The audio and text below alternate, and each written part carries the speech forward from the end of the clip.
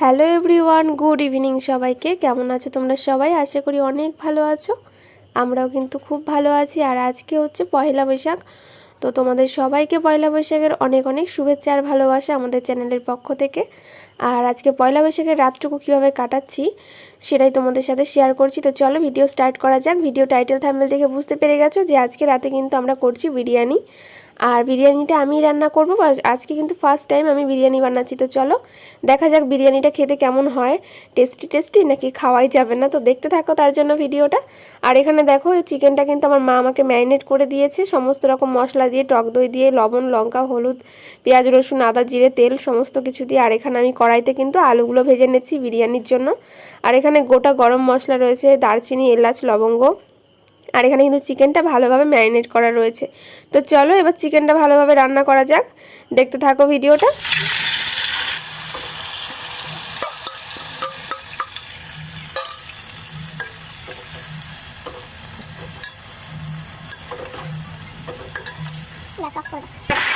চিকেনটা আমি কড়াইতে দিয়ে দিয়েছি। আর এখানে রয়েছে গোলাপ জল, আর রয়েছে কেওড়া জল, আর ওখানে নিয়েছি একটু দুধ। আর চিকেনটা থেকে কিন্তু অনেকটা জল বেরিয়েছে, জল কিন্তু আমি অ্যাড করিনি, তোমরা দেখেছো। টক দই দিয়েছিলাম ওই কারণে। আর এখানে চিকেনটা আমার রান্না করা হয়ে গেছে। তো চলো প্রেসার কুকারে আমি দিয়ে নিচ্ছি, একটু ঘি দিয়েছিলাম, তারপরে নিচে অনেকটা পরিমাণে চিকেন দিয়েছি। তো এটা কিন্তু তোমার দাদাভাই দিয়ে দিচ্ছে, বললাম যে নিচটা একটু অল্প দাও, বারবার লেয়ার দেবো 2-3টে।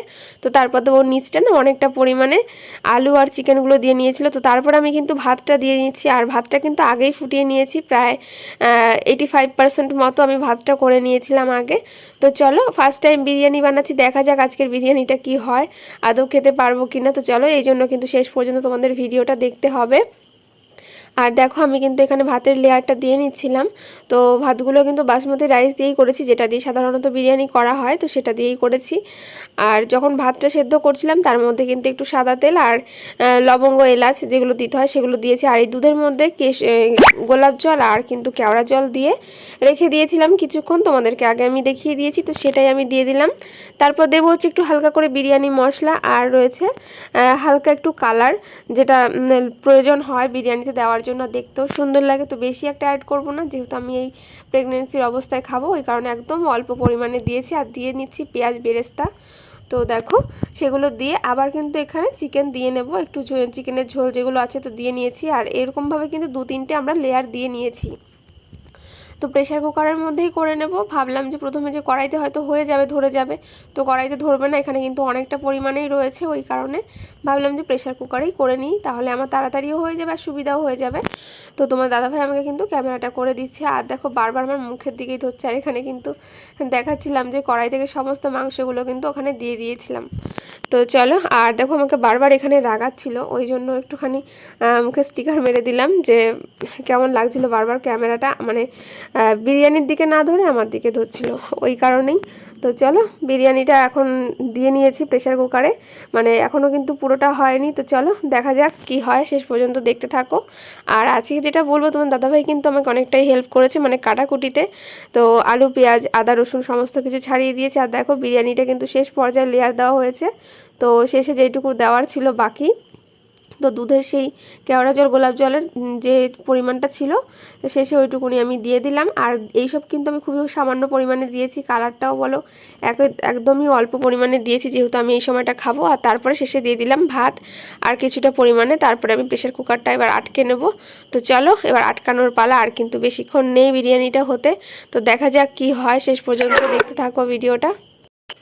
আর মাকে বললাম যে প্রেশার কুকারের ঢাকনাটা মাকে আটকে দিতে, মানে ঠিকঠাক না আমি এখনও আটকাতে পারি না। আটকাতে পারি মানে সিটি দেওয়ার সময় না আমার খুব অসুবিধা হয়, যে কোনো কিছু দিলে এই বড় প্রেশার কুকারগুলোকে আমি ঠিকঠাকভাবে সেট করতে পারি না এখনও, অসুবিধা হয়, ওই জন্য মাকে দিয়ে দিলাম। আর একটু আমি ভয়ও পাই প্রেশার কুকারে, যদিও বা মানে করেছি আগে 2-1 বার, তাও কিন্তু বিরিয়ানি করিনি, অন্য কিছু করেছি, ডাল করেছি, তাও আমার ভয় লাগছে। আর দেখো একদম শেষে কিন্তু আমি ঘি দিয়ে দিয়েছিলাম বিরিয়ানির ওপরে, তো সেটা তোমাদেরকে দেখাতে মনে নেই, ওই জন্য দেখিয়ে দিলাম। আর এখানে কিন্তু রায়তা হয়েছিল একটুখানি, আর রায়তাটা আজকে খেতে কিন্তু ভীষণ ভালো হয়েছিল। আর এটা কিন্তু বানিয়েছে তোমাদের দাদাভাই। তো সত্যি আজকে রায়তাটা খেতে ভীষণ টেস্টি হয়েছিল, চাট মশলা দিয়েছিল এর মধ্যে।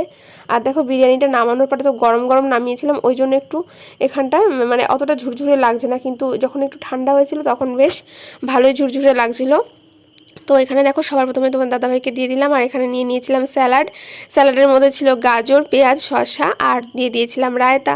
তো এখানে এই স্যালাডটা একটু অল্প আছে, তো আমার বাবা অতটা বিরিয়ানি খুব একটা ভালো খায় না, তো যেহেতু বাড়িতে করি সেই কারণে একটু খেয়েছে। আর দেখো সবাই কিন্তু নিয়ে নিলাম অনেকটা করে, তো খেতে কিন্তু ভীষণ টেস্টি হয়েছিল, প্রথমবার করেছি, যাই হোক ভালোই হয়েছে। তো তোমাদের ভিডিওটা কেমন লাগলো অবশ্যই জানিও।